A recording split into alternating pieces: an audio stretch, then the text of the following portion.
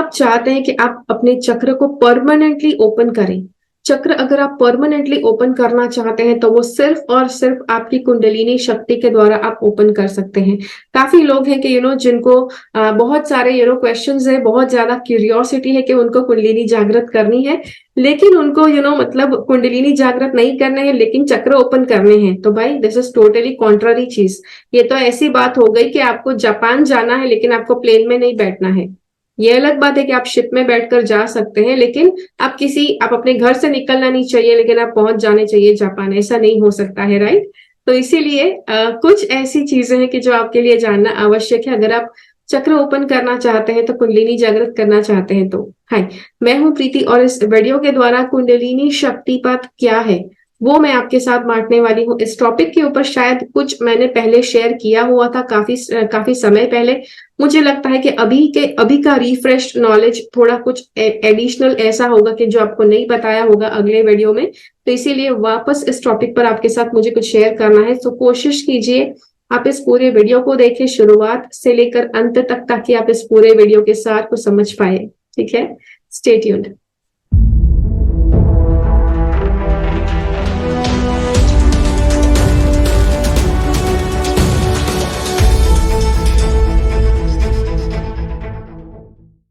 कुंडलिनी शक्तिपात एक एनर्जी है कि जिस व्यक्ति के अंदर कुंडलिनी जागृत हो गई है, वो व्यक्ति जब किसी ऐसे व्यक्ति को अपनी एनर्जी पास ऑन करते हैं कि जिस व्यक्ति की कुंडलिनी बिल्कुल जागृत नहीं है, वो सुषुप्त अवस्था में है, तो उस व्यक्ति की कुंडलिनी वो स्टोर अप हो जाती है, वो धीरे धीरे सक्रिय हो जाती है और उसके बाद अपने पाथ पर लग जाती है कि जो है अपने 7 चक्र को ओपन करना।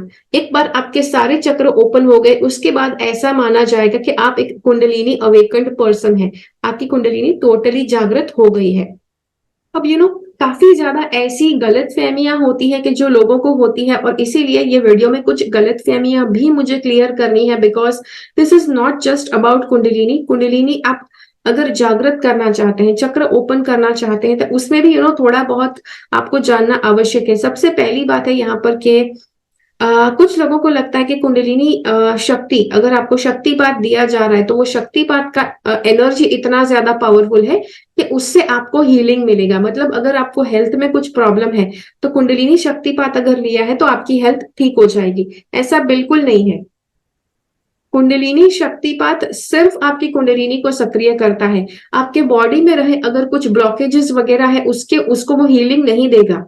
ओके, आपके गुरु जो है उन्होंने सिर्फ आपकी कुंडलिनी को सक्रिय करने के लिए आपको एनर्जी दी है, तो आपकी कुंडलिनी सक्रिय होगी। एक बार कुंडलिनी जागृत होती है, आपके ब्लॉकेजेस क्लियर करती है, जिसके बाद आपको हीलिंग मिलता है, वो अलग बात है। वो हीलिंग सेल्फ हीलिंग हुआ, वो शक्तिपात से हीलिंग नहीं मिला आपको।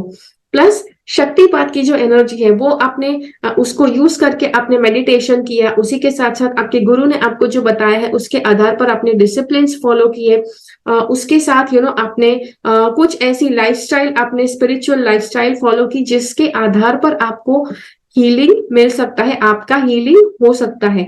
इट डजंट मीन कि जब किसी के साथ पास आप शक्तिपात लेने जाएंगे तो अगर आप बीमार होंगे तो ठीक हो जाएंगे, जी नहीं। शक्तिपात की एनर्जी किसी भी तरह का हीलिंग नहीं देती है। उल्टा ये हो सकता है कि आपको हेल्थ के कुछ प्रॉब्लम्स है और आपने शक्तिपात लिया तो आपके कुछ सिम्टम्स बढ़ सकते हैं। और इसीलिए जब भी ऐसा एक आध वीडियो में मैंने डाला हुआ है, एक तो वीडियोस डाले हुए हैं कि क्या आपको मतलब अगर आपको कुंडलिनी के बैड एक्सपीरियंसेस नहीं चाहिए, चक्र ओपनिंग के बैड एक्सपीरियंसेस नहीं चाहिए, तो आपको क्या करना चाहिए उसके आधार पर एक वीडियो में पहले बना चुकी हूँ, जरूर वो देखिएगा। बिकॉज यस वहां पर कुछ एडिशनल नॉलेज है, सब कुछ मुझे इसी वीडियो में नहीं डिस्कस करना है। तो जैसे मैंने कहा कि एक बार आप पूरी लाइफस्टाइल अच्छे से फॉलो करेंगे, स्पिरिचुअलिटी अच्छे से फॉलो करेंगे, फिर आप अपने आप को तैयार करेंगे कि आपके ब्लॉकेजेस क्लियर होते हैं कि जिससे आप अच्छी हेल्थ एक्सपीरियंस करेंगे। ऐसा भी हो सकता है कि कुंडलिनी अवेकनिंग के पाथ के ऊपर है, कुंडलिनी जागृत करने के आप मार्ग के ऊपर है, आप चक्र ओपन करने के मार्ग के ऊपर है, फिर भी आपको कोई हेल्थ के प्रॉब्लम्स हो सकते हैं, तो आप बाय ऑल मीन्स डॉक्टर की मदद लीजिए, दवाई लीजिए, ऑल्टरनेट मेडिसिन लीजिए। अगर आपको अगर आपको लेना है तो, ऐसा नहीं, मतलब अगर लेने की जरूरत पड़े तो जरूर लीजिए।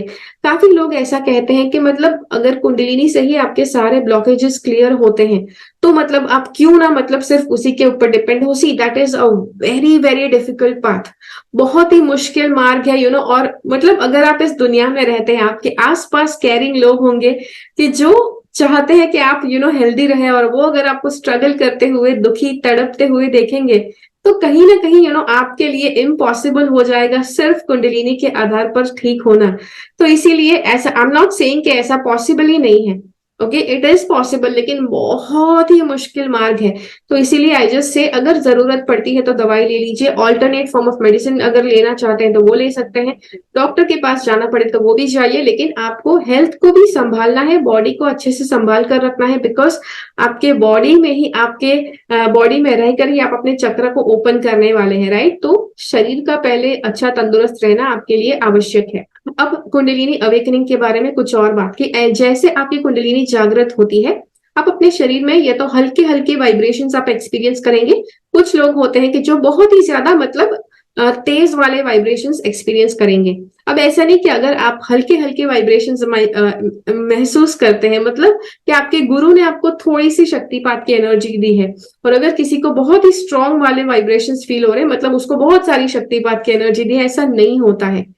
इट जस्ट मीन्स कि आपका बॉडी कितना रेडी है, आपके बॉडी में कुंडलिनी कितनी ज्यादा स्टर्ड अप है, कितनी ज्यादा सक्रिय हो गई है, उसके ऊपर डिपेंड करता है। ओके, उसी के साथ साथ ऐसा भी होता है आपकी आध्यात्मिक जर्नी में कि कुछ समय के लिए आप काफी ज्यादा वाइब्रेशंस आप एक्सपीरियंस कर पाएंगे, कुछ समय आप बिल्कुल वाइब्रेशंस नहीं एक्सपीरियंस कर पाएंगे, कुछ समय आप हल्के हल्के वाइब्रेशंस, कुछ और एक्सपीरियंसेस महसूस करेंगे।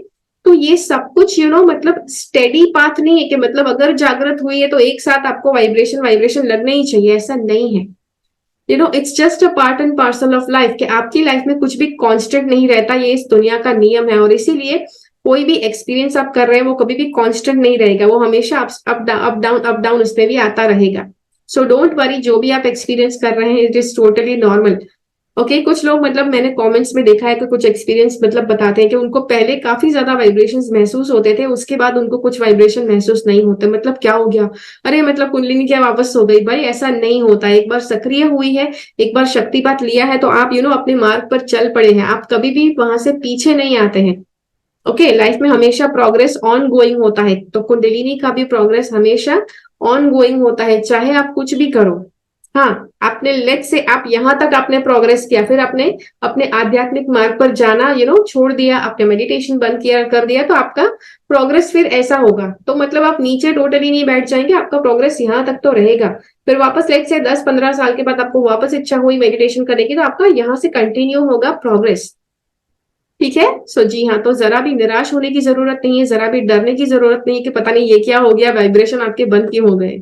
एक और बात है, कुंडलिनी शक्ति के बारे में काफी लोगों ने कहीं पर पढ़ा हो सकता है, वीडियोस देखकर आते हैं, फिर कुछ लोग पूछते हैं कि उनको कुंडलिनी को कंट्रोल कैसे करना चाहिए। तो भाई, kundalini is a divine force, kundalini शक्ति आपके भीतर रही डिवाइन शक्ति होती है, उसको कोई कंट्रोल नहीं कर सकता है, दुनिया का कोई व्यक्ति आज तक उसे कंट्रोल नहीं कर पाया है, और आप भी उसे कंट्रोल नहीं कर पाएंगे। जैसे ही आपकी कुंडलिनी जागृत होती है, आपको बस एक चीज आनी चाहिए कि वो है समर्पण, सरेंडर करना आपको आना चाहिए, सरेंडर करने के अलावा आपके पास और कोई चॉइस नहीं है।